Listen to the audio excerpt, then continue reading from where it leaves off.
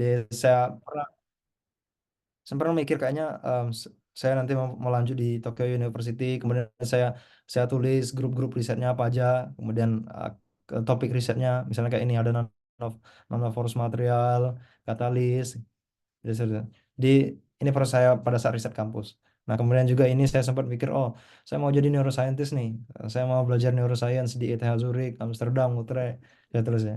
Kemudian em, di sini kayak proses apa ya? Menyiapkan diri, oh Senin sampai Jumat harus belajar, walaupun faktanya saya tidak selalu belajar. Kemudian juga Sabtu Minggu harus nabung karena nggak ada duit kan. Kemudian hemat duit maksimal 5K per hari. Kadang-kadang ini juga lebih juga jadi seperti itu. Jadi dengan membuat kita punya tujuan, kita akan terdorong ke situ, teman-teman. Jadi seperti itu. Dan terakhir, ya ini kata-kata jangan berhenti sekolah, tentulah ilmu setinggi mungkin, maka kau akan tahu jawaban. Saya tidak ingat siapa yang menyampaikan ini, tapi waktu itu saya tiba-tiba ingat kata-kata ini, saya tulis, itu jadi penyemangat pada saat misalnya bangun tidur, oh saya harus belajar terus, gitu. Dan kemudian bersyukur saya bisa lanjut S2 di University of Melbourne. Walaupun ini belum berakhir dan saya akan terus belajar seperti itu. Terima kasih teman-teman. Oke, terima kasih banyak Kak Zohri atas penyampaian yang sangat luar biasa. Semoga ini menjadi motivasi teman-teman semuanya. Kalau mimpi itu jangan nanggung-nanggung, tinggi-tinggi. Kayak Kak Zohri tadi tulis di papan, mungkin ada beberapa mimpi-mimpi teman-teman, bisa jadi salah satunya akan terwujud. Dan itu akan sangat mungkin gitu, tidak ada yang mustahil. Jadi sangat luar biasa sekali. Terima kasih Kak Zohri atas penyampaiannya. Ini teman-teman ada beberapa yang bertanya juga di kolom chat. Namun tunggu dulu teman-teman, di keep dulu pertanyaannya. Ada satu pemateri yang tidak kalah luar biasa. Dan ini juga materinya sangat penting saya kira, tentang tips menulis esai dan proposal disertasi. Untuk yang mau lanjut S3, Mas Kak Rizal Falaki ini adalah ahlinya gitu. Sebelumnya saya akan membacakan CV dari Kak Rizal. Beliau berasal dari Madiun, Jawa Timur. S1, S2, dan S3 di UIN Maulana Malik Ibrahim Malang. Dan seperti yang disampaikan oleh Prof. Uril tadi, beliau awardee LPDP ketika menempuh pendidikan magister dan sekarang doktoral pun mendapatkan beasiswa LPDP. Ada beberapa prestasi, sebenarnya sangat banyak. Yang pertama, beliau merupakan mahasiswa berprestasi UIN Maulana Malik Ibrahim Malang. Eh, Kemudian peraih Best Research Paper in International Conference di Korea Selatan tahun 2019. Kemudian pembicara konferensi internasional di berbagai event ya, saya tidak menulis eventnya. Kemudian beliau juga merupakan pembicara sekaligus Best Research Paper in International Conference di Thailand tahun 2023. Dan beliau juga ahli kaligrafi, sering meraih juara utama kaligrafi sejak 2012 sampai sekarang, dan kurang lebih meraih 27 juara utama sejak tahun 2012, baik tingkat lokal, regional, maupun nasional. Tanpa berpanjang kata, silakan kepada Kak Rizal Falaki untuk menyampaikan materinya. Oke, Bismillahirrahmanirrahim. Sebelumnya saya izin share screen ya. Suara saya terdengar baik ya.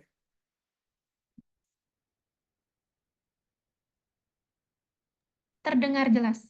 Oke.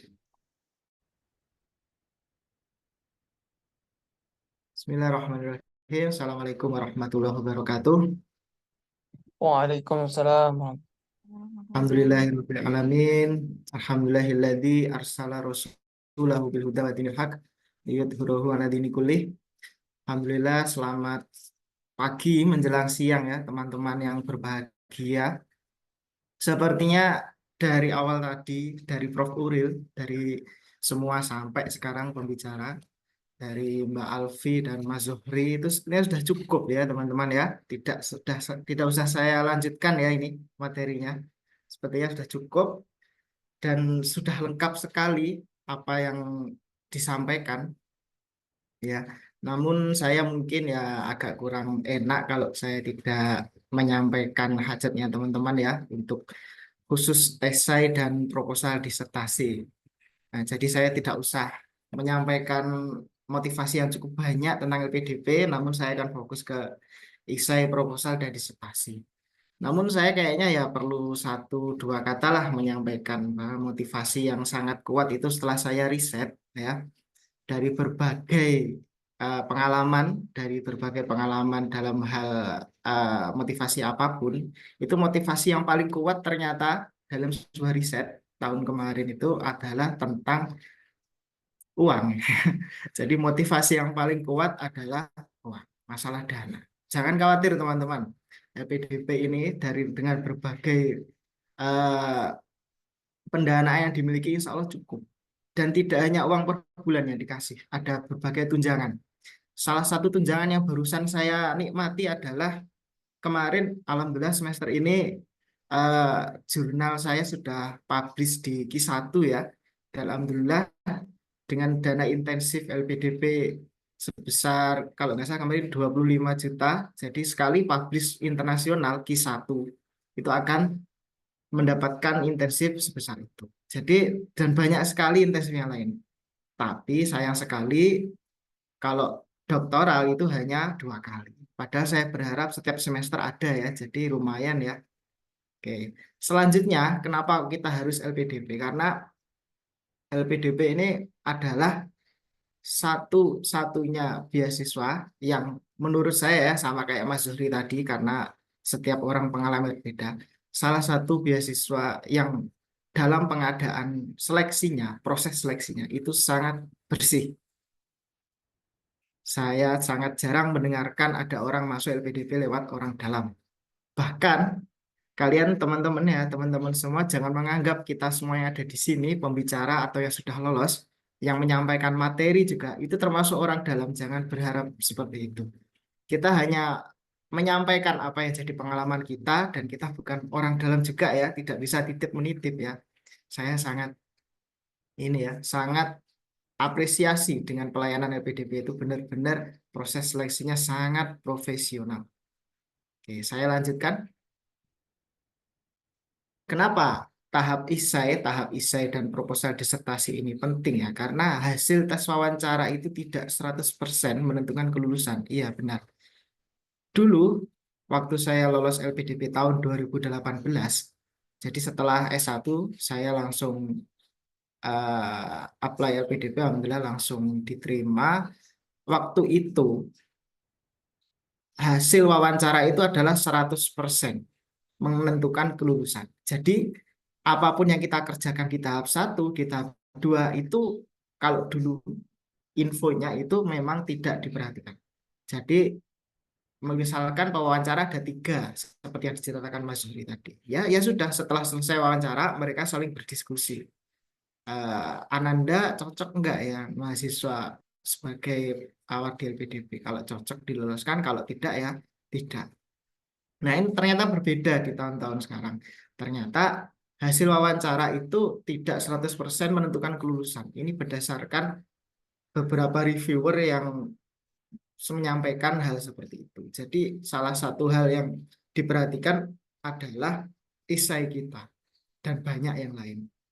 Yang jelas, hasil wawancara itu bukan 100% menentukan kelulusan kita. Jadi, kita harus benar-benar berjuang dari sebelum submit. Ya teman-teman ya, saya yakin teman-teman sebenarnya juga mempunyai satu hal dua hal yang menarik seperti yang dijelaskan Mbak Alfi tadi. Oke. Yang selanjutnya adalah essay menjadi landasan untuk personal branding ya. Karena kita di sini itu ya, sekali lagi kita jelaskan. Kita itu ibarat melamar sebuah pekerjaan kalau saya cerita itu. Karena LPDP ini mempunyai hal yang mempunyai visi dan misi untuk merekrut seseorang agar disekolahkan kayak gitu. Nah, ini kan posisinya kita sebagai orang yang ingin melamar di situ. Jadinya kita harus pinter untuk personal branding kita seperti apa. Kayak gitu. Jadi kita harus benar-benar perhatikan mulai dari tahap pertama ini. Karena kalau kita tidak segera menyusun esai dengan baik dari kata pertama sampai kata terakhir, kita akan kesulitan di tahap-tahap berikutnya. Jadi mentang-mentang jangan tahap pertama yang penting lulus tidak. Beda dengan tes-tes yang lain. Jadi memang benar-benar dari tahap pertama ini sudah diperhatikan. Bagaimana caranya?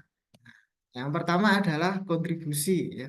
Kiprah, prestasi dan kisah inspiratif. Ini setelah saya riset dari berbagai website di LPDP ya sebelumnya, memang sering sekali dari PLPDP itu mengangkat hal-hal seperti ini. Kontribusinya apa, kiprahnya apa, prestasinya apa, kisah inspiratifnya apa. Loh, Mas Lawung saya nggak punya salah satu dari mereka. Nah, saya kembali lagi, seperti yang dikatakan Prof. Urin. Saya nggak yakin kalau kalian nggak punya. Saya yakin kalian punya, saya yakin kalian sebenarnya memiliki hal itu. Cuma yang kurang adalah kalian belum berani untuk membrandingkan hal itu ke diri kalian. Kalian belum berani untuk personal branding, untuk follow up apa yang kalian punya. Coba kalian merenungkan satu hari beberapa menit, satu hari beberapa jam untuk sekiranya memikirkan ya apa sebenarnya yang telah saya buat, dan saya yakin kalian punya, saya yakin sekali. Mau tadi Prof. Uri sudah bilang ya. Kemudian selanjutnya kita lanjut. Nah, bagaimana caranya? Sekali lagi deskripsikan dirimu sesuai yang dengan LPDP cari. Saya rasa setelah kalian tahu apa yang LPDP cari, kalian tidak perlu untuk ibaratnya memikirkan hal yang sangat mendalam tentang apa yang sebenarnya akan saya cari. Saya yakin pembicaraan ini selesai ya, materi ini selesai, saya sudah mencukupi apabila kalian memahami apa yang LPDP cari. Saya yakin juga mungkin teman-teman Awardi di sini ya mungkin juga sudah lupa apa yang LPDP cari ya. Jadi kita harus benar-benar tahu. Namanya kita melamar pekerjaan ya misalkan. Kita kan harus tahu ini perusahaan apa, dia di bidang apa, sebenarnya dia itu yang dicari itu apa, kayak gitu. Itu yang poin-poin yang kita harus olah benar-benar. Saya sebelum teman-teman mengolah riset, mengolah isai, membuat isai itu sebenarnya teman-teman harus benar-benar eh, benar-benar mencari tahu apa sebenarnya yang LPDP mau dari kita. Itu. Yang pertama adalah visi dan misi fokus LPDP. Tadi sebenarnya sudah disampaikan sama Mbak Alfi ya, bahwasannya LPDP ini mempersiapkan pemimpin dan profesional masa depan serta mendorong inovasi dan lain-lain. Nah, yang menjadi tolak titik poin penting dalam hal ini adalah sebenarnya LPDP itu sangat suka orang-orang yang berjiwa pemimpin. Orang-orang yang mempunyai kredibilitas pemimpin, yang ibaratnya uh, suka dalam memberikan vibes positif ya. Dia suka berbagi, kemudian dia suka memberikan apa namanya uswatun hasanah ya kayak gitu ya. Contoh-contoh yang baik bagi sekitar. Nggak usah nggak usah luas-luas, nggak usah harus jadi gubernur dan wakil presiden ya. Cukup jadi diri sendiri dan kemudian berdampak baik bagi orang-orang lain nah, kayak gitu. Nah, tapi tidak lupa, meskipun dia mempersiapkan pemimpin, pemimpin yang dicari itu juga pemimpin yang mempunyai profesional pada masa depannya nanti. Jadi jangan lupa poin profesionalnya ya. Ini sangat penting profesional di sini. Karena kalau memang kita klaim kita pemimpin, saya pernah memimpin sebuah organisasi, saya pernah memimpin sebuah ini. Tapi ternyata tidak didukung dengan profesionalitas. Ternyata kita tidak mempunyai track record. Jadi kayak gini teman, misalkan. Ya kita ini, ya benar kamu seorang pemimpin, saya pemimpin. Tapi kan buktikan, apa yang membuktikan kamu pemimpin yang profesional. Nah, misalkan pemimpin profesional dari bidang ketua RT misalkan. Kemudian apa yang membuktikan kamu pemimpin yang baik dari ketua RT? Saya mendapatkan piagam penghargaan menjadi RT maju. RT paling maju se-Indonesia. Nah, kayak gitu. Ini buktinya. Saya mengikuti pelatihan ini, pelatihan menjadi RT yang berpikir satu langkah ke depan kayak gitu. Itu kan salah satu. Nah, hal-hal hal-hal pendukung kayak gini nah LPDP cari. Jadi kamu mengklaim dirimu seorang pemimpin yang profesional, mana buktinya kayak gitu. Kamu mengikuti apa aja. Nah, kamu harus benar-benar mapkan hal itu. Teman-teman semua itu harus benar-benar mulai ibaratnya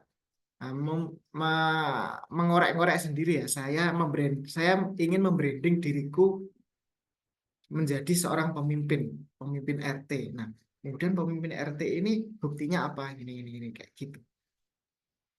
Kita lanjut ya.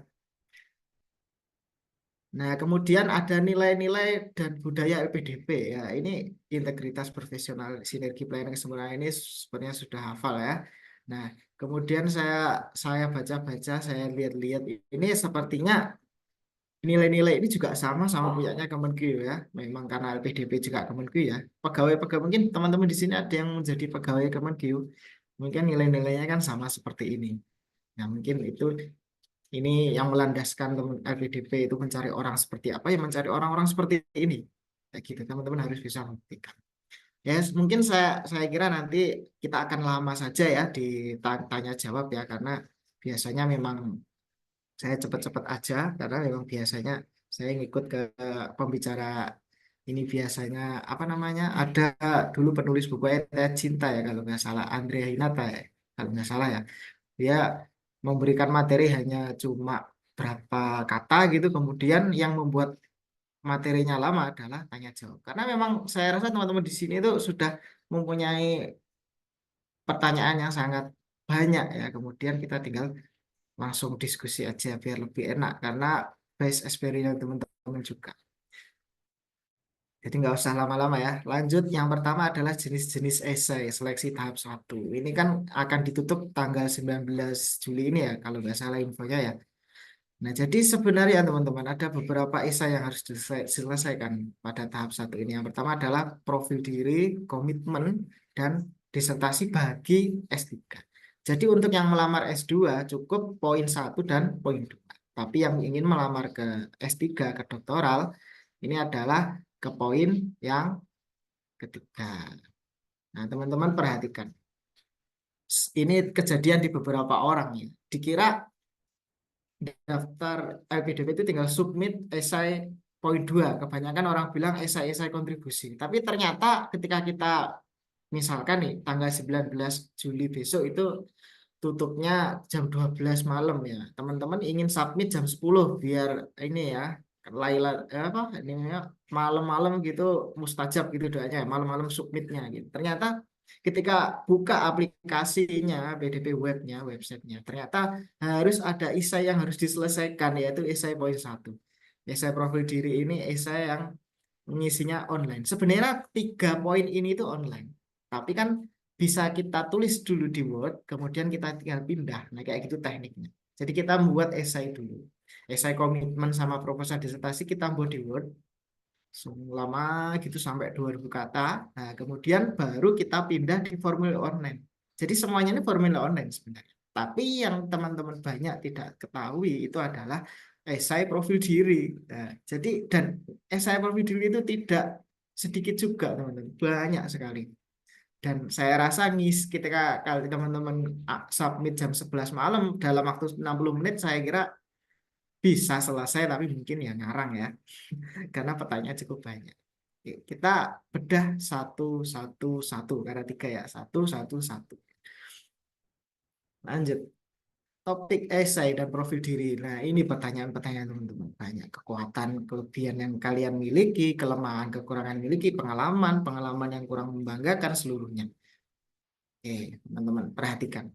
Saya kasih tips yang mungkin ini tidak ada di Indomaret ya. Kalian beli di Shopee, tips lolos esai LPDP di Shopee nggak ada. Mungkin kalau Netflix mungkin ada ya, Netflix yang harusnya per bulan ini, tapi ternyata di ini ada, ini nggak ada. Topik esai LPDP. Oke. Saya kasih tips yang pertama, coba kita telusuri diri kita dulu dari awal ya. Kita merenung diri kita habis lahir.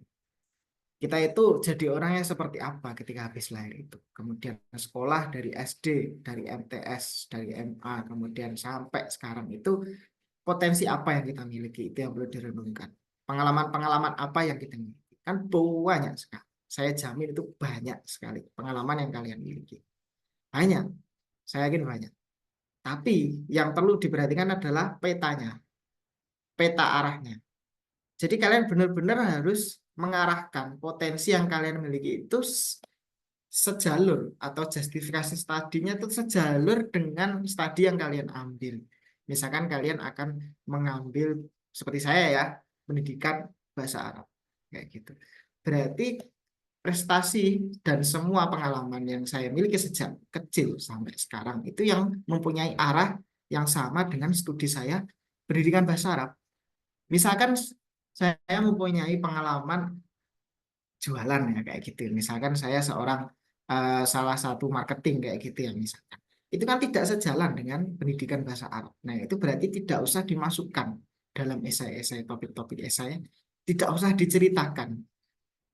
Memang buat apa diceritakan yang tidak relate dengan studi yang akan kita ambil kayak gitu. Kita harus benar-benar memilah dan memilih. Jadi kita banyak PR-nya ya. Yang pertama memilah dan memilih pengalaman-pengalaman yang kita punya. Kemudian setelah kita dapat semua pengalaman yang kita miliki, nah jangan lupa untuk memilah dan memilih lagi pengalaman yang relate dengan studi yang akan kita pilih. Kayak gitu. Itu poin yang sangat penting. Karena memang ada batasnya. Karena batasnya setiap topik itu setiap pertanyaan itu hanya 250.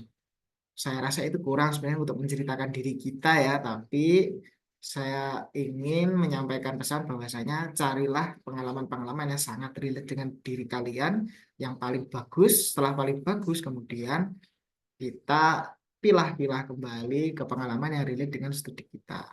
Lanjut. Oke. Yang pertama adalah jawaban tidak lebih dari 150 kata. Ini bukan dari PDP yang menyampaikan ya, karena 150 kata ini juga kurang dari 250 karakter mungkin ya.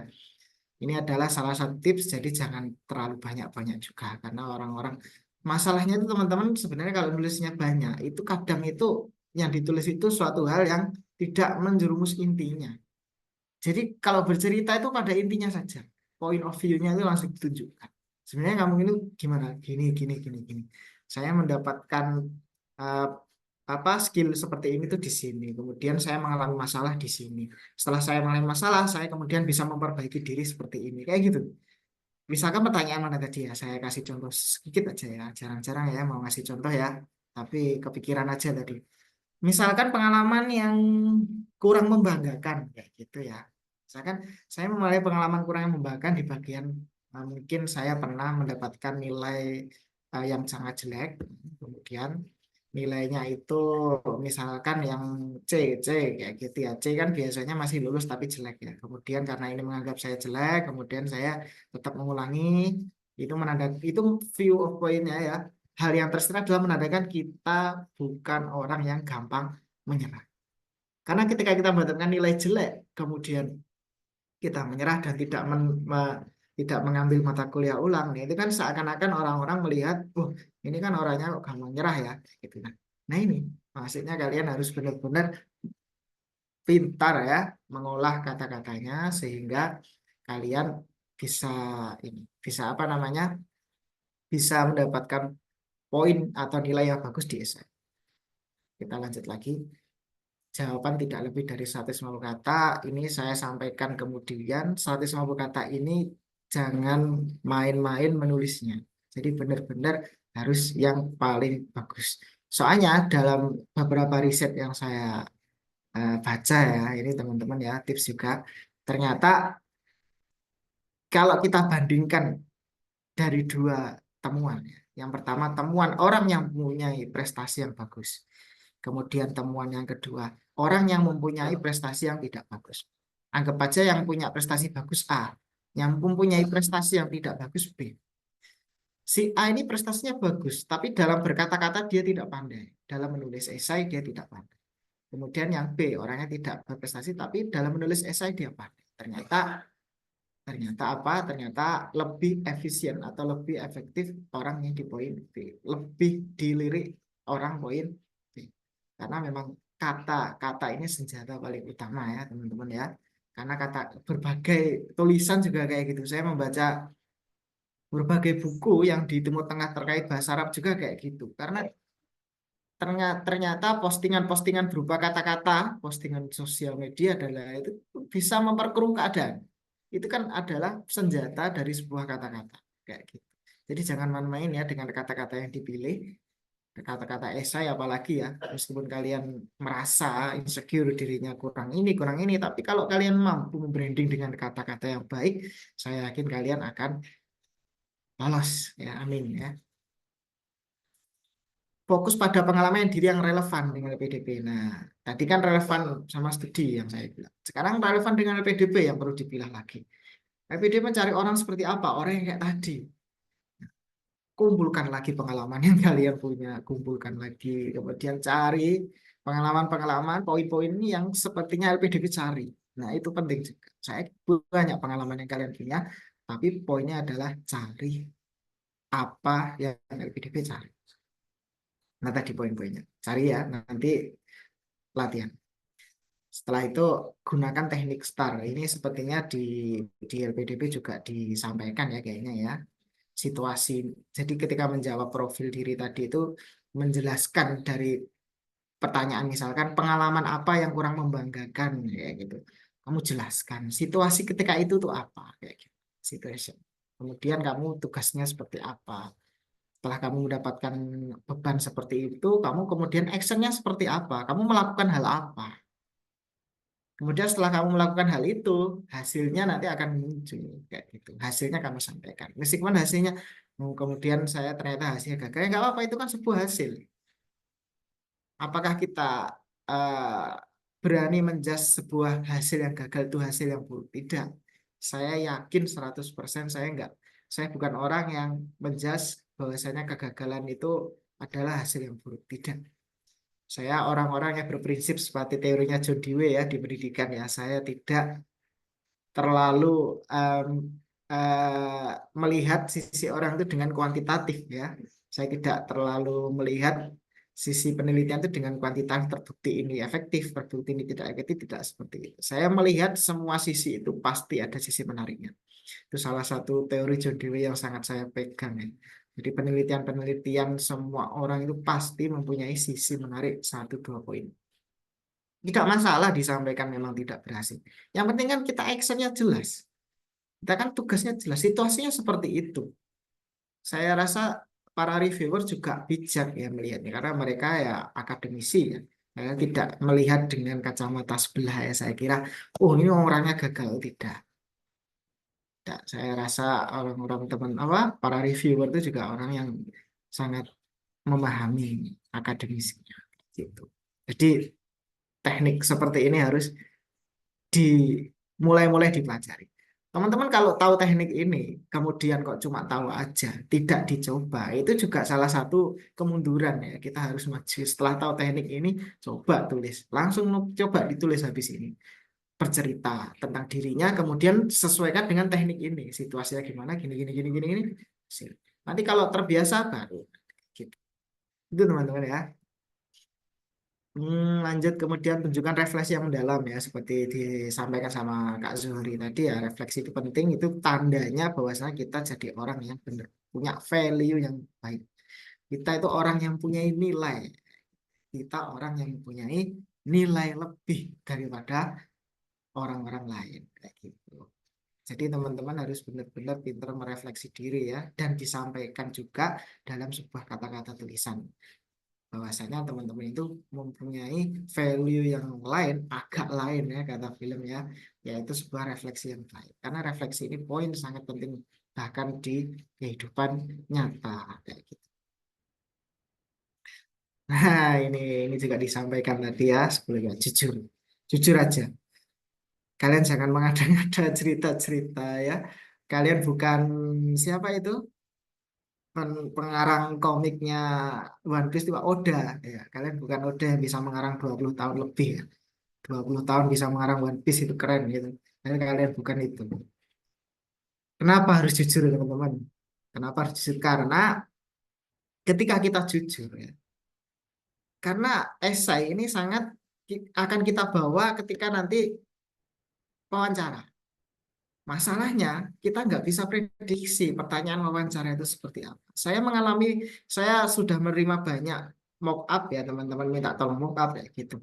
Ternyata ketika saya saya dengarkan cerita teman-teman, ternyata pertanyaannya juga sebenarnya juga ya ada yang membantu, ada yang sama pertanyaan. Tapi kan ada satu dua pertanyaan yang unpredictable. Kita nggak bisa memprediksi.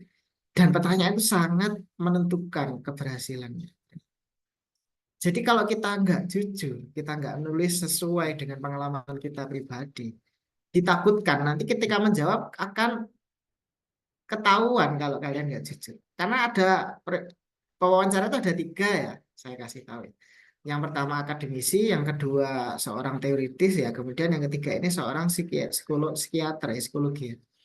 Dia bisa membaca wajah-wajah kalian itu ketika berbohong seperti apa. Kalian berbohong biasanya kepalanya goyang kayak gitu. Nah, kayak gitu kelihatan gitu. Orang-orang tahu itu reviewernya. Orang psikologi tahu. Kalian kalau berbohong kok hidungnya kembang kempis. Nah, tahu gitu. Tahu orang-orang psikologi itu. Jadi, apalagi ketika menjawab pertanyaan yang sebenarnya tidak jujur atau esai yang tidak jujur, kemudian kalian ditanya hal itu dan kamu tidak mengetahui pertanyaan dan jawabannya ketahuan sekali, itu akan ketahuan jawabannya. Oh, ini bukan pengalaman yang sebenarnya itu tahu. Jangan khawatir teman-teman, pasti tahu kok. Jangan khawatir. Jadi sampaikan apa adanya aja. Biar kenapa? Ketika nanti ada pertanyaan aneh, kalian bisa apa ya namanya menyelam apa ya ibaratnya itu kayak orang bilang itu dia bisa mengetahui situasi dan menjawab dengan cepat gitu apa istilahnya ya. Teman-teman bisa tulis di pesan nanti ya. Bantu saya mencari vocabulary itu. Nah, kemudian ini poin esai Goldman diri ini sangat penting, sangat-sangat menjadi landasan kita untuk wawancara. Poin pentingnya apa? Saya jelaskan. Saya yakin seorang pemimpin itu tidak dibentuk dalam 1, 2, 3 tahun. Saya yakin. Kalian sekarang di 2024 menyatakan diri saya seorang pemimpin. Tapi ternyata di 2022, 2021 kalian tidak bisa membranding diri kalian bahwasanya itu yang membantu saya menjadi seorang pemimpin. Tidak. Pemimpin tidak dibentuk secepat itu. Jiwa pemimpin itu dibentuknya dari kecil, dari lama ya. Dari lama kalian harus bisa menceritakan dari SD kalian mempunyai pengalaman seperti ini. Makanya penting orang-orang LPDP itu pengen tahu sebenarnya prestasi organisasi dari SMP, SMA itu tujuannya ya itu. Karena memang relate dari studi-studi isai-isai itu seperti apa akan dilihat track record kalian. Jadi kalian akan dilihat maksudnya kalian tuh orang seperti apa itu dilihat benar-benar dari masa kalian sekolah gitu teman-teman sekolah. Yang pertama esai yang akan dibuat itu adalah outline. Kalian harus buat outline kalian buat apa kayak gitu. Saya akan bercerita di paragraf ini tentang ini, paragraf ini tentang ini, paragraf selanjutnya tentang ini. Kemudian buat esai yang pertama, kalian harus buat esai itu saya yakin akan banyak sekali apa namanya akan banyak revisinya ya. Jadi kalian buat kalau pengalaman saya sih disuruh 2000 kata, ternyata kalau membuat sudah 4000 kata, berarti kan harus direvisi. Dan saya meyakini saya tidak percaya pada tulisan saya yang pertama. Ini saya pengalaman pribadi saya. Saya tidak percaya dengan tulisan pertama yang saya buat. Pasti setelah saya buat tulisan yang pertama akan saya baca kembali. Itu kebiasaan dari saya. Karena saya tidak percaya pada tulisan pertama saya. Pasti. Nah, ketika merevisi nanti kemudian akan muncul hal-hal baru yang lebih. Kalian mungkin merasakan hal seperti itu, teman-teman juga. Kemudian kalian buat cerita yang menarik dan menarik simpati dan emosi. Ya, kayak gitulah kalian tahu sendiri ya. Ini kayak sebenarnya saya dikejar waktu nih kayaknya ya. Kemudian karakter dirimu seperti apa? Sudah sering saya sampaikan dari tadi ya. Kalian harus menciptakan karakter yang bagus, menulis karakter-karakter yang bagus, yang relate dengan PDP. Kemudian teknik smart kayak gitu. Teknik smart kalian cari nanti di web seperti apa. Yang jelas kalian harus benar-benar teknik-teknik yang rencananya itu jelas, kemudian dapat diukur, ya measurable, dapat diukur, kemudian ketika kalian dapat mengukurnya seperti apa, setelah diukur, kemudian hasilnya seperti apa, hasilnya nanti akan seperti apa, setelah itu, kemudian yang terakhir adalah akan dicapai dalam kurun waktu berapa tahun, kayak gitu misalnya. Jadi dalam merencanakan sesuatu dalam esai itu jangan menggamblang kayak gitu. Gunakan teknik SMART-nya ya. Jadi jelas kalian merencanakan studi ke depan itu seperti ini. Kalian merencanakan sebuah kontribusi itu seperti ini. Direncanakan seperti itu. Tapi jangan hanya rencana.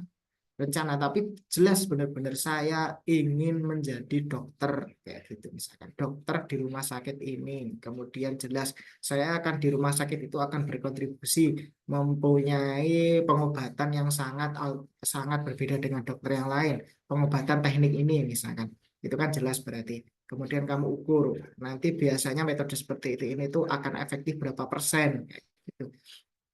Kemudian relate dengan jurusan studi saya karena saya bidang dokter kayak gitu. Kemudian time-nya jelas. Kemudian rencana seperti ini akan saya tempuh dalam waktu 5 tahun ke depan kayak gitu. Kayak itu benar-benar orang baca itu ya masuk akal. Jangan sampai ya ini ada sebuah cerita, jangan sampai kalian membuat rencana studi itu yang tidak masuk akal. Itu pesan saya. Poin dalam satu ini jangan sampai kalian membuat rencana kontribusi tidak masuk akal. Mas contohnya apa? Misalkan ya, nun sewu ya kalian pastinya kan eh, kalian bercita-cita, ada yang bercita-cita jadi pilot astronot. Padahal kalian apply jurusannya ekonomi. Jurusan ekonomi merencana kontribusinya jadi seorang pilot astronot gitu. Kemudian nggak jelasnya astronotnya itu seperti apa. Maksudnya kalian akan apa namanya pilot astronotnya itu dalam hal apa, kemudian berapa tahun kan juga nggak jelas. Nah itu harus perlu teman-teman perhatikan.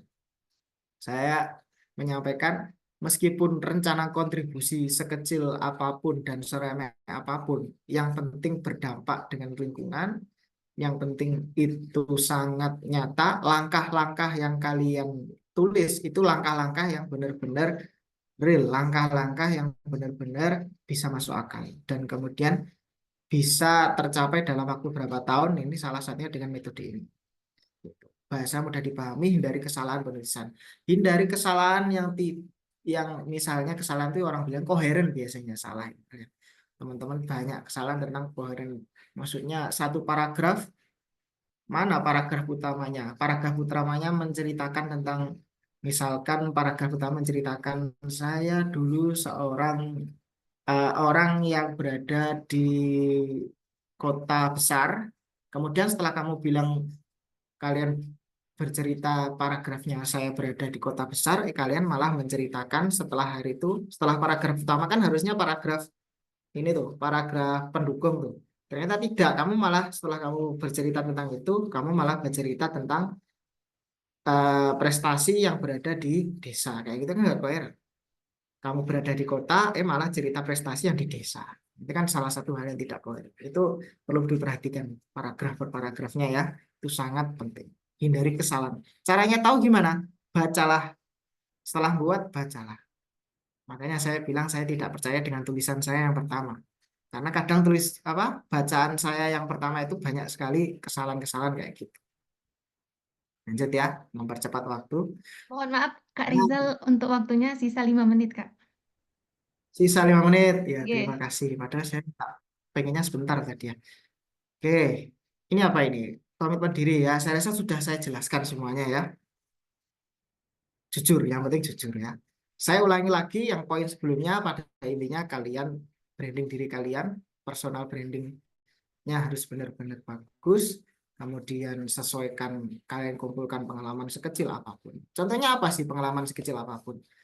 Saya jujur teman-teman, pengalaman saya itu sendiri itu sangat tidak membanggakan ya, seorang kaligrafer. Bahkan saya pernah diwawancara itu sama teman-teman, itu diwawancara diupload di YouTube ya, kayak di podcast gitu ya.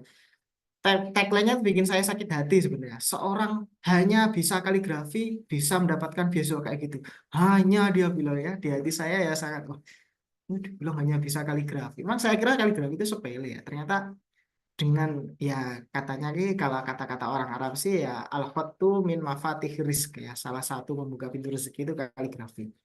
Ternyata semenjak saya bisa kaligrafi waktu di pondok ya, jadi saya kuliah S1, kuliah S2, kuliah S3 itu saya belum pernah bayar, jadi gratis semua ya. Alhamdulillah pintu rezeki terbuka. Kemudian setelah itu saya juga kemarin ya jalan-jalan ke Korea, ke Thailand dan lain-lain, itu semua ya gratis juga. apalagi dapat penghargaan ya yang dibacakan tadi dan lain-lain ya. Sepertinya hal-hal seperti itu. Apa sih intinya? Adalah fokus utama yang diambil. Seperti kata Prof. Uril. Meskipun itu hanya kaligrafi, tapi kan kalau fokusnya benar-benar kaligrafimu itu mempunyai prestasi yang banyak, itu buktinya. Kemudian kamu mempunyai berdampak yang baik pada kaligrafi, pengalamanmu kaligrafi juga untuk apa berkontribusi di masyarakat sekitar. Misalnya kamu membuat pesantren kaligrafi, oh jelas kayak gitu. Kemudian teoritis, kamu membangun kaligrafi bukan hanya praktis tapi teoritisnya juga. Nah kayak gitu. Itu kan jelas berarti. Hal sepele bisa membuat kita brandingnya bagus. Karena branding-branding seperti itu yang kita harus miliki kayak gitu ya. Kemudian saya kira untuk proposal ya, untuk mempercepat waktu. Ini saya ambil dari buku panduan juga ya. Saya rasa teman-teman juga bisa membaca di buku panduan ya, seperti ini. Jadi saya rasa topik penelitian sering sering dibahas ketika wawancara untuk S3 khususnya ya. Karena topik penelitian disertasi ternyata poin pembahasannya cukup lebih dari 50% saya kira pengalaman saya pribadi. Jadi teori-teori semua yang saya cantumkan itu dibahas semua. Dan ada dua buah teori yang tidak saya siapkan, itu ditanyakan. Ayo, coba teman-teman bayangkan. Teman-teman buat esai tidak jujur, kemudian ada pertanyaan yang ternyata itu harus berpikir seketika itu. Saya yakin teman-teman nggak bisa jawab kalau memang itu bukan pengalaman pribadi teman-teman atau bukan esai miliknya teman-teman. Nah, itu kan perlunya kita kejujuran dan kelihayan dalam hal itu ya. Gitu. Karena ada pertanyaan-pertanyaan yang sekiranya kita tidak bisa prediksi. Pilih judul penelitian yang paling disukai ya, kayak gitu. Kita harus benar-benar suka dengan judul itu. Ya, saya rasa cepat aja udah selesai ternyata. Mana nih ayo. Nah, ini teman-teman, ini bisa dilihat di buku panduan sama seperti ini. Kalian baca ulang. Nah, nanti insya Allah PPT akan saya bagi, poin-poinnya bisa dibaca. Jadi deskripsikan ya itu. Untuk perumusan masalah ini maksud saya adalah gap penelitian ya, gap risetnya ya. Jadi kalian mengumpulkan penelitian-penelitian terdahulu, kalian cari gap yang tidak ada di situ apa, kalian jelaskan kayak gitu. Gap riset lah saya kira teman-teman paham ya. Kemudian setelah itu ada kelogisan seperti itu. Jadi saya sarankan teman-teman kalau membuat proposal disertasi itu judul-judulnya dicantumkan. Jadi pertama ini latar belakang. Kedua, permasalahan statement tadi. Kemudian ada pertanyaan tujuan penelitian, ada kelogisan. Kayak gitu dibuat subbab aja, lebih asik. Ada kok teman-teman yang nggak pakai subbab, ada. Insya Allah ada. Tapi kalau saya pribadi, saya lebih suka pakai subbab biar jelas. Oh, ini menjelaskan kelogisan. Oh iya, saya terima. Poin-poin kelogisan apa ya? Kayak gini hipotesisnya. Kemudian kontribusi teoritis praktis jika hal itu tidak terbukti. Jangan sangka teman-teman nih. Kalau hipotesisnya tidak terbukti, itu sangat berdampak baik loh sebenarnya sama teoritis sama praktis. Secara teoritisnya gimana Mas? Secara teoritisnya berarti teori yang kita pakai sekarang, maksudnya kita dengan case studi sekarang, kok pakai teori di tahun 2023, ternyata ketika tidak terbukti, berarti menandakan teori ini sebenarnya tidak relevan. Nah, itu kan sangat berdampak secara teoritis berarti. Berarti kan teori ini sudah tidak relevan di sini. Nah, itu kan jangan harap hipotesis yang baik itulah yang diterima, tidak begitu. Hipotesis yang gagal pun ya bagus, sangat berdampak. Nah, kayak gitu. Makanya saya sangat menjunjung tinggi ya. Saya tidak sekalipun 1-2 poin menganggap keburukan itu sebuah hal yang gagal. Nah, metode desain, signifikan manfaat, kesimpulan saran, saya rasa bisalah ya teman-teman membuat seperti ini ya, metodenya seperti apa, outline-nya, jadwal seperti apa. Ini sudah ditulis kok di buku panduan. Saya rasa teman-teman tinggal menulis saja ya, signifikan manfaat karena berburu waktu ya, mungkin kita akan jawab di sesi pertanyaan.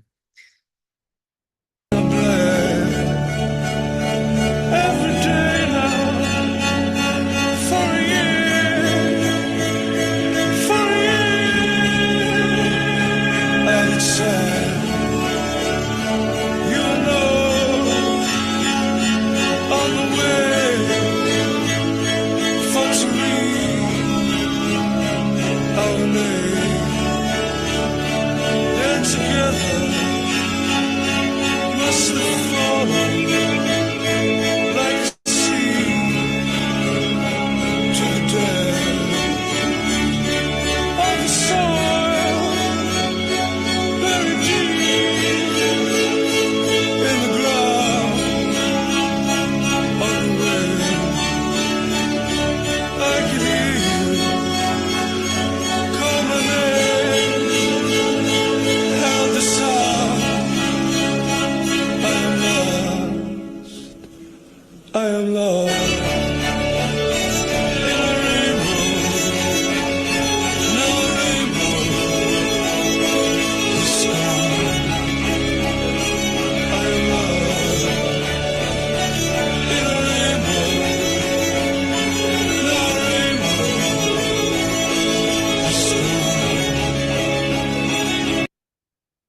Oke, kita kita harus benar-benar menuruni ya. Salah satu poin yang kita ambil dari video tersebut adalah kita harus melihat ya sebuah seseorang, satu apapun itu menjadi motivator bagi kita. Kemudian kita tiru jalan-jalan yang dia arungi. Kemudian kita jangan memperhatikan apa yang orang lain kata. Kita jauhi orang-orang yang sebenarnya itu tidak mendukung apa yang kita inginkan, karena salah satunya ada di kitab Al-Ala ya kalau nggak salah ya. Kalau nggak salah itu bilangnya wa ingkana da syarrin fajalib bisur'atan wa ingkana da khairin fa wa ingkana da khairin fakorin hutah tadi. Jadi orang-orang yang benar-benar tidak sesuai dengan apa prinsip-prinsip kita itu bisalah kita untuk tidak perhatikan satu dua sebentar. Saya kira itu tidak apa-apa ya. Kemudian orang-orang yang benar-benar seprinsip atau benar-benar mendukung dengan apa yang kita goals kan, itu bisa kita dekati. Salah satu tombak hati kan kumpulan ngomong Kang Soleh kan, orang-orang sulih kita sering kumpuli, kita banyak berteman dengan orang-orang yang lingkungannya bagus kayak gitu. Jadi itu salah satu hal yang terjadi pada diri saya sendiri. Saya benar-benar keluar dari zona yang benar-benar itu bukan zona saya. Kemudian saya masuk kepada orang-orang yang itu menurut saya lingkungannya positif. Dan saya belajar dari orang-orang tersebut. Dan saya alhamdulillah bisa sampai pada hari ini. Kemudian saya sering mengatakan kegagalan memang bukan sesuatu hal yang mungkin kamu inginkan. Namun terkadang kegagalan adalah hal yang kamu butuhkan. Jadi meskipun teman-teman gagal lolos LPDP tahun kemarin sebelumnya, itu bukan akhir dari segalanya ya.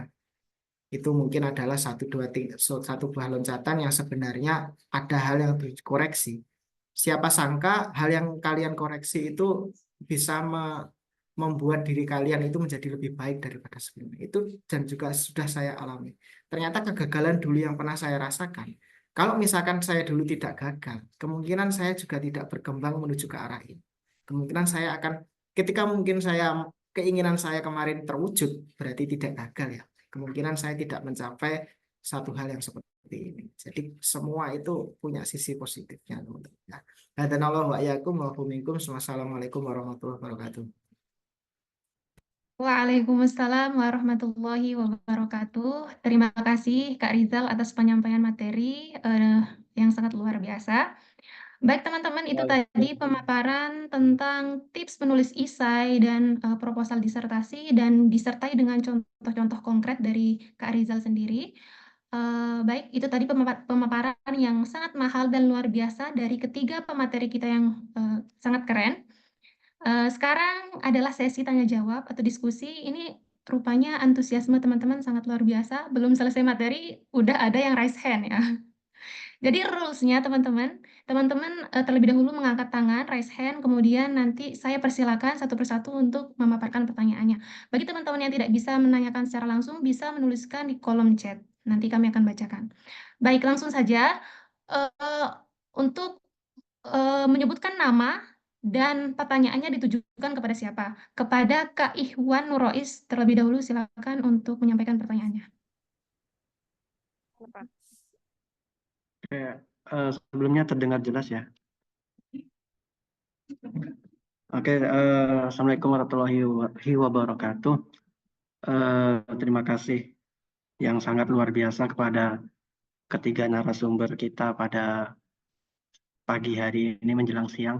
Izin bertanya Kak Indana ke narasumber apa namanya? Ya mungkin narasumber yang pertama dan ketiga nanti Kak. Dua pertanyaan dari saya. Yang pertama, ini kalau kita mau apply di UIN Malang, apakah UIN Malang itu bersedia mengeluarkan LOA ataukah tidak? Itu yang pertama. Jadi untuk gambaran kami juga menentukan jalur LOA maupun non-LOA. Lalu untuk selanjutnya terkait proposal disertasi nih, Mas Rizal mohon bimbingannya juga. Ini isu yang diangkat itu seperti apa sih sebenarnya, yang apakah menjadi ada kategori sendiri yang harus diangkat dalam proposal kita. Terus untuk ruang lingkupnya itu apakah daerah, nasional, ataupun bagaimana, Mas Rizal? Nah, itu mungkin terkait proposal juga metodenya apakah bisa kita menggunakan kuali saja atau kuanti saja atau harus R&D. Mungkin itu aja dari saya pertanyaannya, Kak. Terima kasih. Baik, terima kasih Kak Iwan. Ada 2 pertanyaan. Yang pertama untuk Kak Alfiah, apakah UIN Malang menyediakan LOA untuk kita misalnya mau mendaftarkan jalur LOA? Silakan Kak Alfiah untuk menjawab. Baik, terima kasih Kak Indana atas waktunya. Mohon izin menjawab untuk pertanyaan pertama dari saudara siapa tadi? Saudara Ikhwan Rois. Mohon izin menjawab berkaitan dengan apakah UIN Malang ini bersedia mengeluarkan LOE terkait dengan jalur pendaftaran. Saya menjawab berdasarkan pengalaman saya pribadi. Pada waktu itu saya juga sempat mengalami dilema ya. Saya kemudian bertanya kepada admisi Pasca UIN Malang, baik melalui Telegram dan juga di grup calon maba itu ya, yang sebelumnya saya belum mendaftar posisinya. Apakah UIN Maulana Malik Ibrahim Malang ini bisa differ begitu ya? Kenapa kok saya pertanyaannya differ? Karena tujuannya kita mau ngambil jalur yang pakai LO ini kan nanti kalau misalnya kita udah diterima, kemudian nanti kita differ dulu untuk ngejar LPDP begitu karena jawaban daripada kampus UIN Maulana Malik Ibrahim Malang adalah kampus UIN Maulana Malik Ibrahim Malang tidak bisa differ. Jadi sepaham saya pada angkatan saya, intinya kami tidak bisa menggunakan jalur LOE. Jadi ketika kami ingin mendaftar di kampus UIN Maulana Malik Ibrahim Malang, mau tidak mau kita harus menggunakan jalur yang non LOE. Jadi pada waktu itu saya ngejar LPDP dulu, baru kemudian ngejar kampus. Jadi harus melalui tahap tes bakat skolastik. Mungkin dari pengalaman saya seperti itu, barangkali dari rekan-rekan pemateri yang lain, khususnya untuk pemateri ketiga yang juga alumni dan juga saat ini sedang menempuh studi doktoral, barangkali nanti ditambahkan untuk kebijakannya saat ini bagaimana. Mungkin demikian, Kak. Apakah jelas? Baik, itu tadi jawaban dari Kak Alfiah. Saya rasa jelas ya, Kak Ikhwan. Kita lanjut ke pertanyaan kedua terkait untuk pemateri ketiga terkait dengan isu yang diangkat untuk rencana proposal dan apa ruang lingkupnya serta metode apa yang digunakan. Mungkin ini spesifik yang akan dijawab oleh Kak Rizal. Silakan Kak Rizal. Oke, terima kasih kepada Pak Ikhwan dulu. Pak Ikhwan juga di UIN Malang. Iya, Mas, rencana mau ke sana insya Allah. Oh, berarti belum pernah di UIN Malang ya? Belum. Nah, UIN Surakarta. oh sekarang UIN Surakarta. Memang kelemahannya salah satu di UIN Malang itu tidak punya LOA, Pak. Tapi padahal tahun-tahun sebelumnya, di tahun-tahun saya apalagi itu boleh. Gitu. Jadi dulu itu LOA cukup boleh. Tapi kalau sekarang nggak boleh, saya juga heran. Padahal itu sangat membantu bagi teman-teman beasiswa. Sempat saya mediasi sama biro Kabiro Administrasi UIN Malang ya. Bu, ya diadakan khusus para pencari beasiswa gitu. Karena sangat membantu. Akhirnya apa? Teman-teman yang mencari LOA itu pada keluar. Keluar itu maksudnya bukan di UIN Malang. Karena adanya LOA itu sangat membantu Pak, untuk lulusan beasiswa. Kemudian selanjutnya untuk topik disertasi, saya sarankan mencari jurusannya apa, Bapak? Karena kebetulan sama antum, Ustaz. Oh iya ya, berarti tidak ada pilihan lain, Pak, selain di UIN Malang. Karena S3 Pendidikan Bahasa Arab itu satu-satunya di Indonesia ya, hanya di UIN Malang. S3 ya. Cari topik-topik yang benar-benar sangat sangat menarik dan terbaru. Maksudnya menarik dan terbaru itu bukannya paling baru, belum pernah dilakukan sebelumnya, tapi topik-topik yang itu mempunyai gap yang bagus daripada penelitian yang lain kayak gitu ya. Jadi pendidikan bahasa Arab yang sering dilakukan kan ya menciptakan kamus, R&D, kemudian apa namanya penerapan implementasi metode mubasyarah, padahal metode mubasyarah sudah tidak bagus lagi diterapkan pada zaman sekarang ya, karena zaman sekarang sudah learning led education ya. Pastinya hal-hal seperti itu Pak yang harus dipelajari. Jadi hal-hal yang terbaru yang benar-benar metode-metode pendidikan yang sangat terbaru sekarang ini yang menjadi topik yang sangat bagus disertasi. Karena salah satu poin dilihat reviewer tuh isinya itu kadang nanti-nanti, tapi topik kamu bahas topik apa? Nah, itu poin utama yang akan dilihat review. Daripada sebelum reviewer melihat kan kalau orang bilang katanya kalau ke jurnal ini referensinya harus bagus. Sebelum referensi itu sebenarnya yang diperhatikan itu bukan referensinya, tapi yang diperhatikan adalah topik yang dibahas. Makanya harus benar-benar menarik. Saya rasa semoga membantu ya Pak.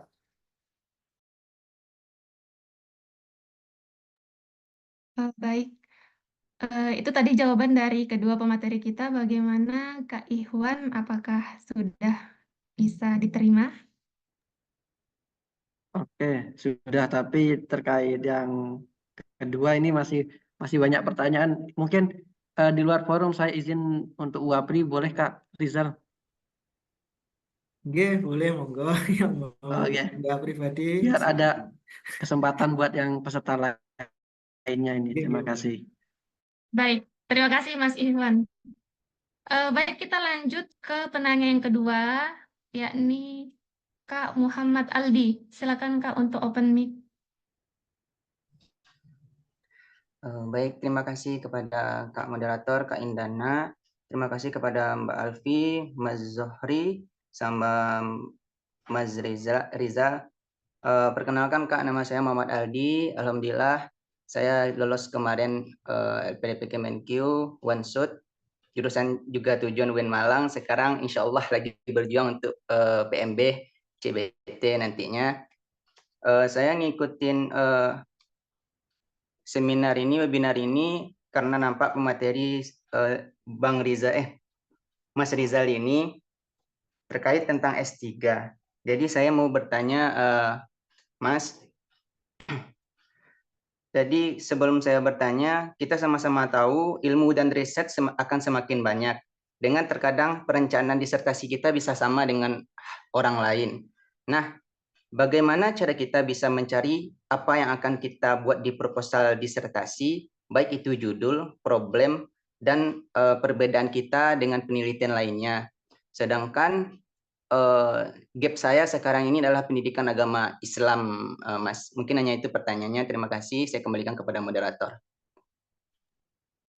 Baik, mungkin Mas Rizal bisa langsung menjawab. Iya, terima kasih kepada Mas Aldi. Sebelumnya, untuk tujuan studi di mana, Mas? Kalau boleh tahu. Tujuan studi saya di Magister PAI UIN Malang, Mas. Oh ya, UIN Malang ya. Kalau Magister PAI lebih tepatnya sama Mbak Alfi juga Magister PAI ya. Nanti bisa sharing-sharing sama Mbak Alfi juga ya. Tapi saya jawab untuk sepertinya untuk Magister belum ada, Pak, untuk tuntutan proposal disertasi, Pak. Jadi untuk disertasi Izin, itu Mas. untuk S3. Tapi untuk sekedar ini gimana? Alhamdulillah saya udah lolos S2 LPDP Oh Kemenq gitu. One-Shot. Jadi saya bertanya yang tentang S3-nya, Mas. Oh Disertasinya. gitu. Oke, oke. Ya, terima kasih, Mas. Oke ya, rencana ke depan ya. Oke, siap.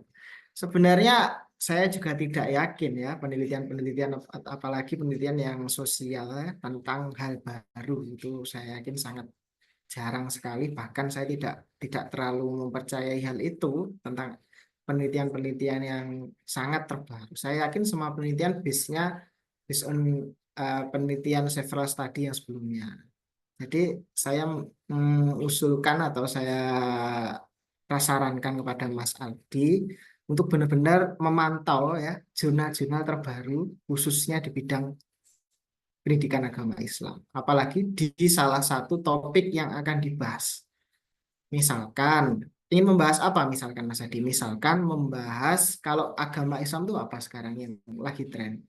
Kalau kalau lagi tren di dunia Moderasi, Mas. syariah itu gimana? Moderasi mungkin ya, moderasi beragama. Moderasi beragama itu sepertinya sudah usang ya Pak ya, sudah lama ya. Seperti halnya kemarin saya pernah dengar, oh itu bukan bukan pendidikan agama Islam ya. Saya dengar di ini UIN Malang kemarin. Tahu Upin dan Ipin, Pak. Upin dan Ipin apakah ada seseorang yang memakai hijab di situ, Pak? Saya rasa tidak ada nih. Iya, cuma Ya kan? opa yang ada.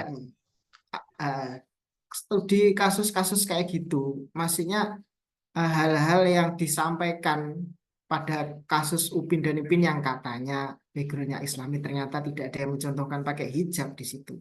Itu kan hal-hal yang benar-benar menarik, tapi ada Pak studi sebelumnya. Jadi hal-hal seperti itu Pak yang perlu Bapak cari, perlu Mas Aldi cari ya. Hal-hal yang benar-benar itu menarik, tapi nanti bisa kita singgung, kita senggolkan dengan penelitian-penelitian sebelumnya kayak gitu. Saya yakin itu topik yang menarik. Salah satunya Upin-Ipin itu. Memang kalau dilihat nggak ada yang pakai jilbab ya kayaknya ya. Susi juga nggak, Susi dari Jakarta. Oke, semoga membantu Mas Aldi. Baik, itu tadi jawaban dari Kak Rizal, Mas Aldi, semoga bisa dipahami ya. Sekarang kita berlanjut ke penanya yang ada di kolom chat. Ini rupanya banyak sekali teman-teman. Untuk Kak Oktava, mohon bersabar dulu, kita akan membacakan pertanyaan yang ditujukan kepada pemateri kedua, Kak Zohri, dari Wahyu. Ini bertanya tentang bagaimana persiapan awal bagi kita yang ingin mendaftar LPDP, tapi masih bimbang dan ragu-ragu sama diri kita sendiri. Karena eh, karena setelah saya mengenal diri sendiri, saya merasa kurang dan takut potensi saya kalah saing dengan pejuang LPDP yang lain. Karena saya juga memiliki anxiety dan kegelisahan diri, saya takut usaha yang dilakukan tidak mendapatkan hasil yang optimal. Mungkin ini Kak Zohri bisa menjawab langsung pertanyaan dari Kak Wahyu. Oke, baik. Terima kasih Kak Wahyu atas pertanyaannya. Pertama saya ingin menyampaikan bahwasanya apa yang dirasakan oleh Kak Wahyu ataupun Mas Wahyu itu juga yang dirasakan oleh semua orang. Jadi kita kita menerima bahwasanya setiap orang itu pasti pernah ataupun selalu merasa bahwa oh kita ada kayak insecure ataupun kita merasa tidak tidak diri kita tidak sebagus itu dan sebagainya. Dan itu pun yang saya rasakan. Jadi begini Mas Wahyu, saya bercerita bahwasanya sebenarnya terkait saya mendaftar LPDP, saya lebih ke kayak saya mencoba dan melakukan sebaik mungkin. Pertama mungkin biasanya ada beberapa alasan menurut saya secara pribadi kenapa um, kita kita insecure ataupun tidak percaya diri. Yang pertama kesiapan, kemudian eh, yang kedua keyakinan kita terhadap diri kita sendiri. Baru yang ketiga menurut saya penting juga untuk kita menyerahkan ataupun dalam artian kayak misalnya dalam konsep agama kita harus ikhlas. Kita berusaha semaksimal mungkin hasilnya terserah nanti. Nah, jadi apa yang ingin saya sampaikan? Pertama merasa yang dirasakan oleh Mas Wahyu itu adalah hal yang wajar. Jadi saya juga merasa demikian. Tetapi ada yang jauh lebih penting dari itu. Jadi oke kita merasa takut, oke kita merasa kayaknya gagal ataupun belum bisa. Tapi yang lebih penting adalah kita mempersiapkan diri. Dan di proses mempersiapkan diri ini tidak nyaman. Artinya begini, mungkin selama ini kita jarang belajar bahasa, misalnya mempersiapkan tes bahasa. Jadi kita harus memaksakan tes bahasa. Nah, itu pun yang saya rasakan. Jadi pada saat berkuliah, saya mulai belajar mengerjakan, saya mulai membuat kayak jadwal khusus untuk belajar setiap hari. Walaupun kadang-kadang pada saat belajar ada saja gangguan-gangguan yang kadang misalnya teman-teman ngajak main dan sebagainya. Nah, pada saat itu saya mencoba memaksakan diri saya, gimana caranya saya tetap konsisten. Artinya yang paling penting Mas Wahyu adalah mempersiapkan diri kita. Oke kita merasa seperti itu sekarang, tapi yang lebih penting adalah kita mempersiapkan diri sebaik mungkin. Fokus saja. Kita cari, apalagi sekarang ini misalnya untuk belajar itu everything seems accessible. Kayak misalnya kita bisa buka ChatGPT. ChatGPT itu bisa dipakai untuk belajar banyak hal. Misal tanya soal LPDP di ChatGPT itu bisa dijawab ChatGPT kan. Dan menurut saya dan dijawab juga dengan relevan. Jadi saya nggak tahu persis gimana ChatGPT kayak misalnya dapat informasi. Tapi menurut saya ChatGPT itu kan dapat informasi bisa jadi dari internet seperti itu. Nah, artinya informasi yang ada di internet itu kan sebenarnya informasi yang kita baca. Jadi kayak lewat ChatGPT baru disampaikan ke kita. Nah, itu salah satu tools. Dan juga sekarang ini juga kayak misalnya banyak YouTube akun-akun YouTube atau channel YouTube yang bisa kita tonton, misalnya terkait persiapan LPDP ataupun belajar bahasa Inggris dan sebagainya. Nah, yang lebih penting adalah pertama kita mau mempersiapkan diri dan konsisten dalam persiapan tersebut. Nanti lama-kelamaan rasa khawatir kita itu akan berkurang. Semakin kita siap, semakin tereliminasi. Karena kita merasa kurang siap, merasa takut itu karena kita, menurut saya itu tadi, karena pertama kurang siap. Nah, kurang siap itu harus diselesaikan dengan apa? Dikurangi dengan seperti apa? Dikurangi dengan persiapan sebaik mungkin. Nah, dalam proses persiapan itu mungkin tidak nyaman, tapi itu yang harus kita rasakan. Mungkin orang bilang kita harus resilience ya. Kita harus ibaratnya menerima yang ketidaknyamanan itu untuk mempersiapkan diri semaksimal mungkin. Termasuk dalam persiapan beasiswa kayak nulis esai itu bikin capek kan, tapi kan kita harus usahakan, kita harus terus gimana caranya ide kita itu keluar dengan dengan nulis esai seperti itu. Jadi jalani saja Mas, jalani saja. Semua orang mau mendapat beasiswa, tapi tidak semua orang mau berusaha untuk konsisten dalam proses tersebut. Jadi kalau istiqomah insya Allah sampai. Ya. Baik, itu tadi jawaban dari Kak Zohri. Saya rasa sudah sangat jelas untuk Kak Wahyudi. Dia tidak bisa mengaktifkan kamera. Namun sebelumnya teman-teman mohon untuk pertanyaan sekarang langsung disingkat-singkat saja karena keterbatasan waktu. Kami persilakan kepada Kak Oktava Eka untuk langsung menanyakan kepada siapa bertanya. Tuh. Ya, sebelumnya terima kasih atas waktunya. Sebelumnya perkenalkan saya Oktava Satrio yang saat ini masih menempuh jenjang S1 Prodi Pendidikan Bahasa Arab di UIN 1 Tulungagung. Nah, di sini kan saya masih menempuh pendidikan S1 ya Kak. Nah, di sini saya izin bertanya kepada pemateri pertama dan pemateri kedua mungkin terkait dengan administratif dalam LPDP ini. Nah, untuk pertanyaan kepada pemateri pertama, di sini kan berhubung saya masih belum lulus S1, tapi saya masih menempuh S1 semester 6, sekarang mendekati semester akhir. Nah, ini kan sekiranya kan bisa persiapan ya Kak untuk tes bakat skolastik dan administrasi esai dan lain-lain. Nah, mungkin dari kakaknya bisa, apakah ada rekomendasi sumber belajar untuk tes bakat skolastik dalam bentuk buku ataupun bentuk apa seperti itu, dan kalau dari tahun lalu itu untuk passing grade-nya untuk TBS itu berapa ya Kak untuk setiap jalur, kan katanya tadi berbeda-beda begitu. Nah, kemudian pertanyaan untuk materi kedua, di sini tadi kan telah dijelaskan untuk jalur prasejahtera. Itu kan tadi saya pernah membaca di bukletnya itu, di situ kan dari pesertanya atau dari keluarganya itu salah satu penerima dari bantuan berupa PKH, BNPT ataupun PBI. Nah, saya melihat di bukletnya itu di situ nanti akan diverifikasi melalui nomor KK. Nah, pada saat di aplikasi pendaftaran. Nah, apakah nanti untuk pengecekannya itu kita cukup masukkan nomor pendaftaran kemudian terverifikasi di situ, ataupun kita nanti juga harus melampirkan bukti kalau kita tuh juga penerima PBI, bantuan PBI begitu. Mungkin terima kasih. Baik, langsung saja mungkin Kak Alfi untuk menjawab pertanyaan pertama dari Mas Oktava. Baik, terima kasih waktunya Mbak Indana. Izin menjawab pertanyaan dari saudara Oktava Eka Satrio berkaitan dengan persiapan untuk TBS dari jauh-jauh hari begitu ya. Kalau dari pengalaman kami pribadi, untuk persiapan itu memang harus jauh-jauh hari karena kita harus well prepare karena kita realistis ya, saingan kita se-Indonesia, jadi kita harus benar-benar mempersiapkan diri supaya kita kalau bisa wujudkan begitu. Jadi yang perlu dipersiapkan saat ini adalah kita harus memenuhi syarat-syarat yang ditentukan. Tadi Kak Oktava sudah menyebutkan bahwa saya sudah pernah mendownload buklet dan membaca. Nah, itu bagus ya. Jadi dari sekarang sudah mulai mencari-cari, memilih, kira-kira ini nanti saya masuk jalur yang mana ya. Jadi dipilah-pilah. Misalkan di jalur seleksi program A itu disyaratkan IPK minimal sekian. Berarti sekarang karena saya masih mahasiswa, IPK saya harus sekian, itu dipersiapkan. Terus kemudian misalnya di sana ini berkaitan dengan yang tadi dijelaskan oleh Kak Rizal ya tentang profiling diri. Jadi mulai dari saat ini gali lagi masa lalu kakak. Maksudnya dalam arti prestasi, keaktifan, kegiatan itu digali lagi. Dari SMP dulu ikut organisasi apa saja, buktinya apa. Kemudian pernah aktif di mana, bagian apa, pertanggungjawabannya di mana.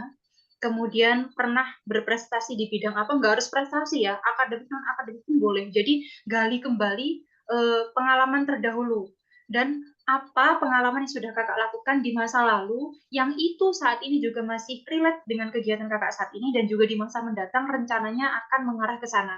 Jadi sesuatu yang itu menarik benang merah dari masa lalu, masa kini, dan masa depan berkaitan dengan studi yang akan dipilih. Jadi mulai menggali prestasi, bukti pendukung dan juga portofolio dari masa lalu itu mulai dikumpulkan dari sekarang itu. Terus kemudian berkaitan dengan persiapan juga bahasa Inggris ya. Kita kan mengerti diri sendiri. Sudah sejauh mana kita mempersiapkan untuk seleksi ini. Misalnya kakak mau pilih di luar negeri atau dalam negeri kan harus mempersiapkan.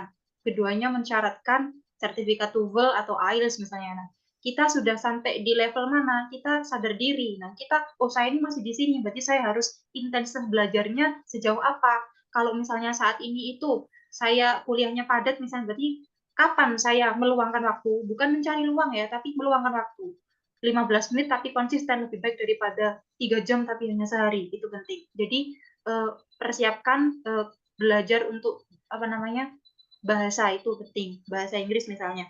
Terus kemudian berkaitan dengan TBS. Kalau saya pada waktu masa-masa pendaftaran, jadi sedikit cerita, saya mempersiapkan LPDP ini sejak saya masih mahasiswa juga. Jadi ketika teman-teman saya masih sibuk memikirkan skripsi, saya skripsinya sudah ready dan sedang mempersiapkan untuk LPDP. Jadi memang harus mempersiapkan jauh-jauh hari. Ketika saya Desember 2022 lulus, Januari saya langsung datang LPDP dengan penuh percaya diri karena saya sudah persiapan.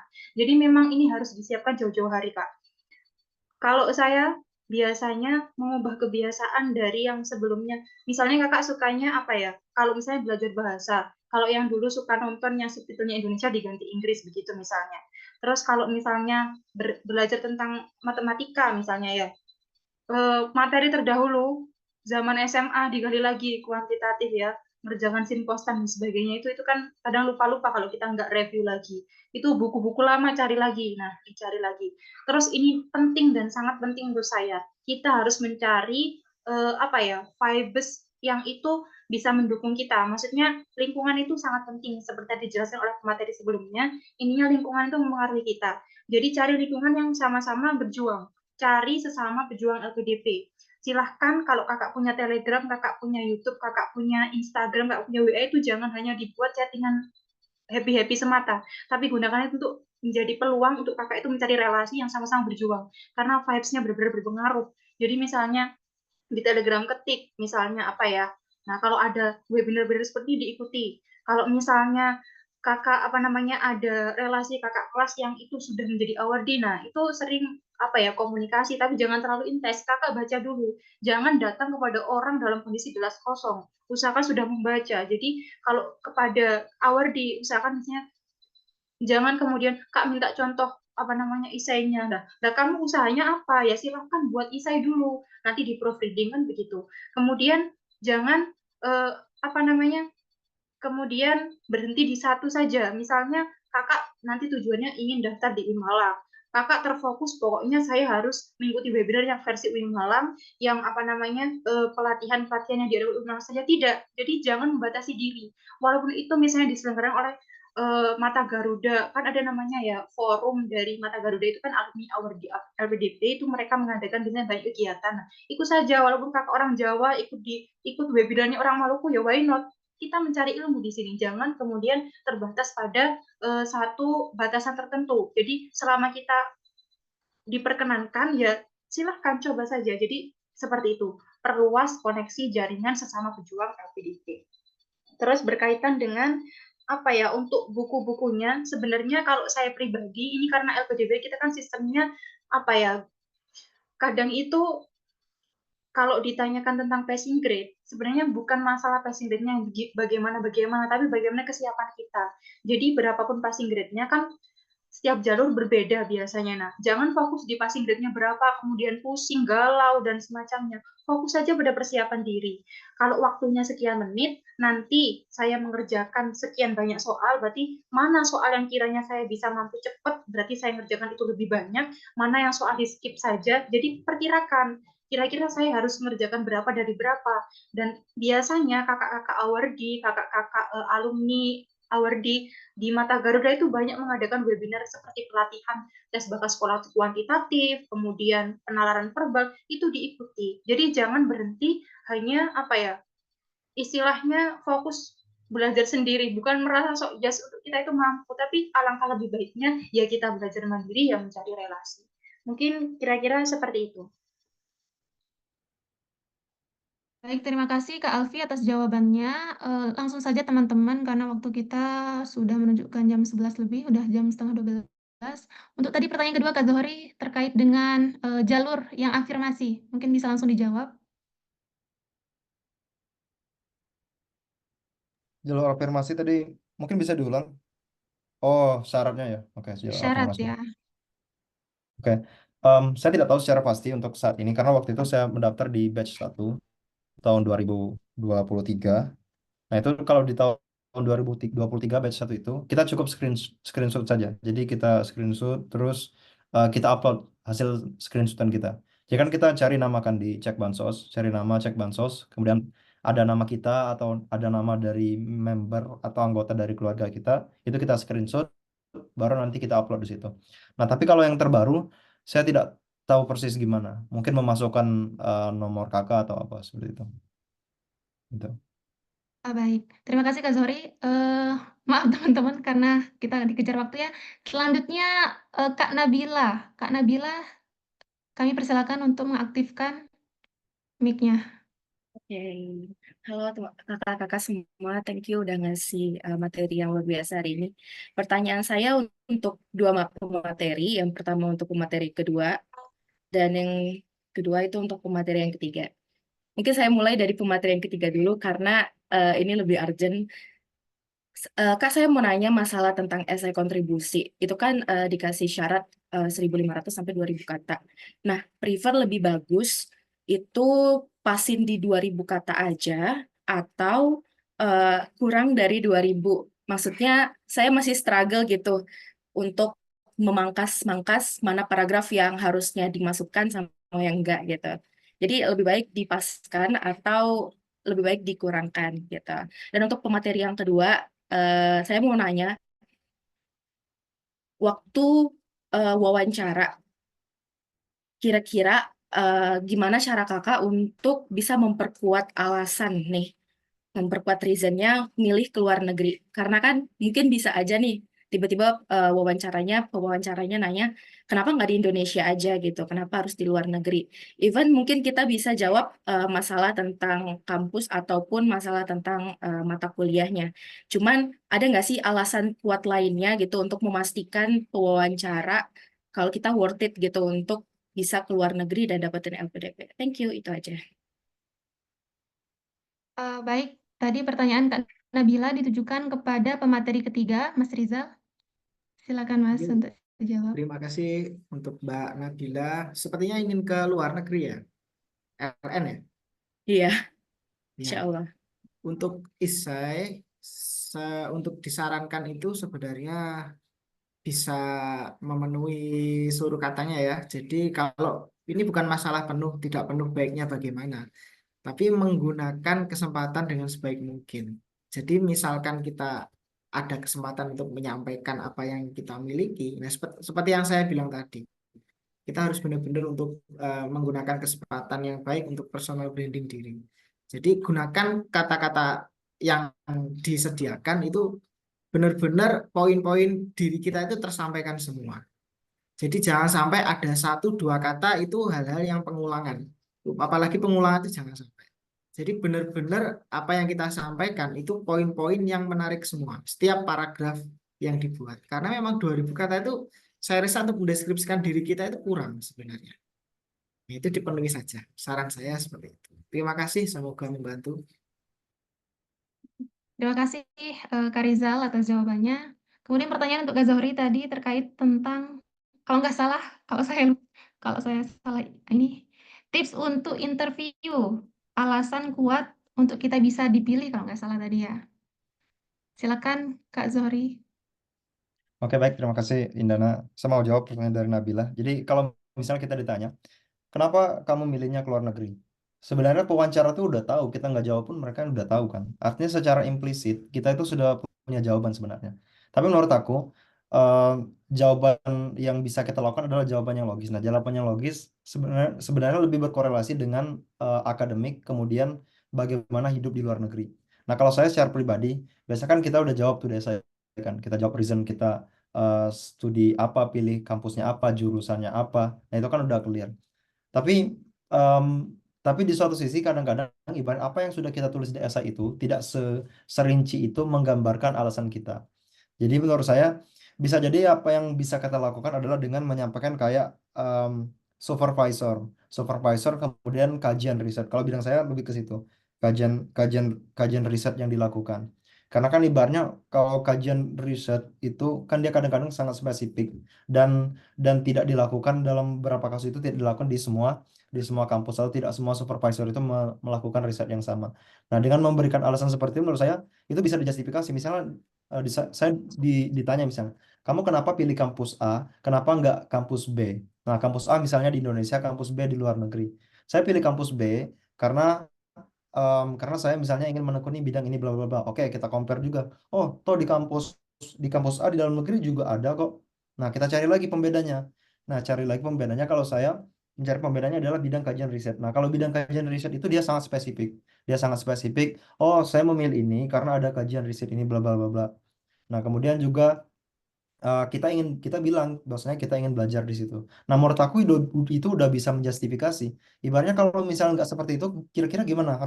Kira-kira saya mikir kira-kira emangnya saya harus jawab gimana sih biar bisa meyakinkan? Sama kayak misalnya kita ditanya, oh kamu kenapa mau kuliah di luar negeri? Udah clear, nggak usah kita jawab, wawancara itu udah tahu. Artinya dia hanya ingin mendapatkan jawaban logis kita. Nah, kemudian reason yang lain adalah misalnya ini, kalau em, kalau pengomparannya atau pembandingannya apple to apple misalnya luar negeri, negara A dan negara B. Nah, di samping akademik, misal akademiknya oke, risetnya sama, kajian risetnya sama. Yang harus kita lakukan adalah bisa melihat dari kehidupan kota yang kita inginkan. Kalau saya bilang, kenapa kamu nggak pilih kota ini? Kenapa kamu pilih nggak mau tuju kota ini?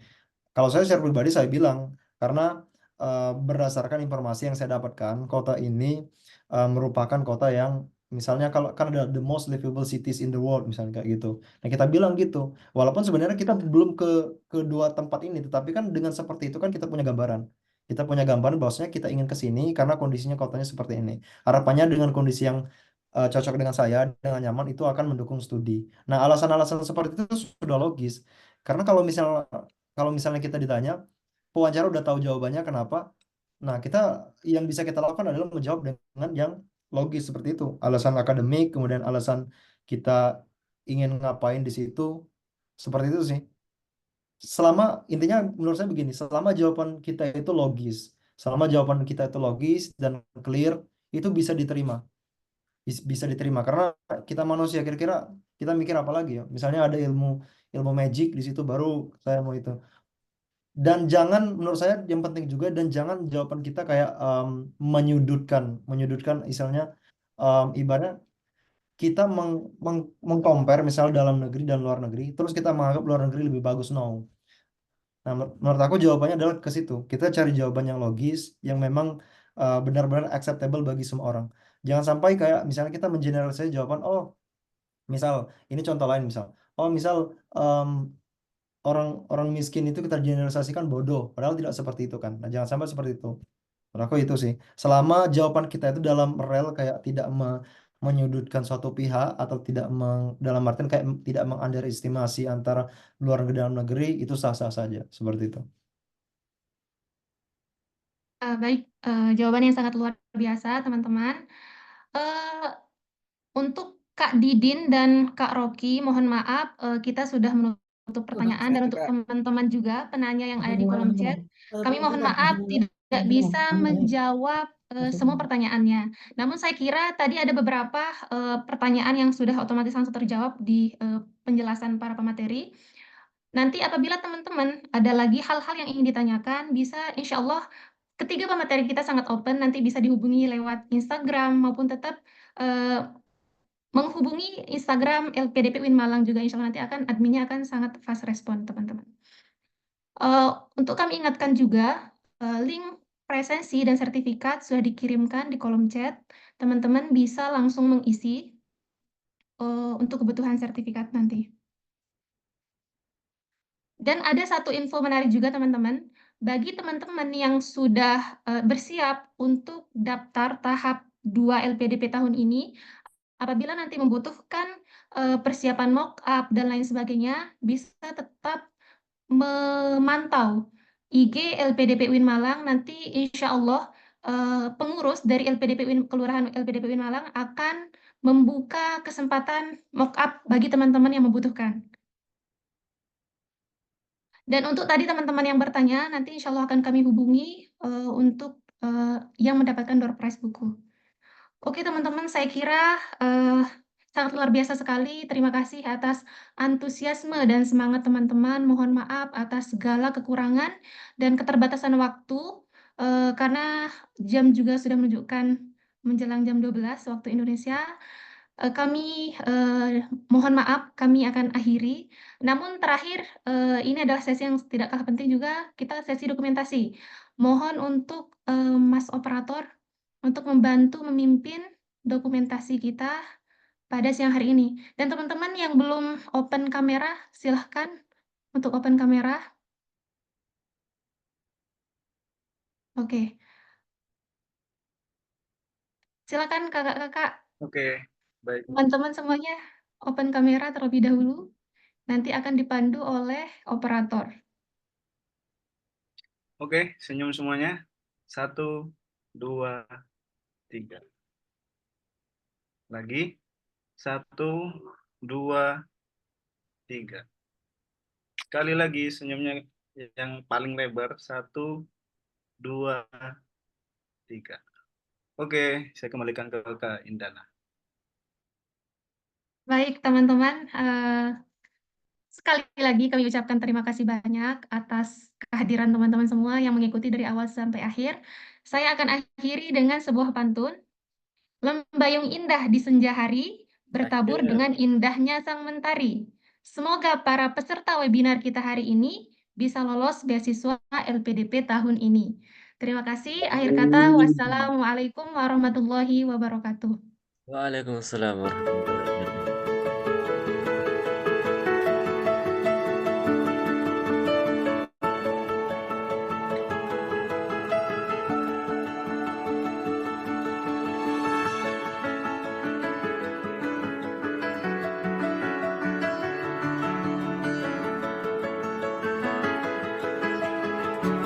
Terima kasih kepada pemateri Kak Alfi, Kak Zohri, dan Kak Rizal, dan semua para peserta.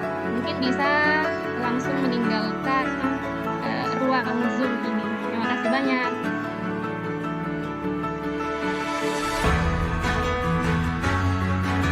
Sudah, akan pulang.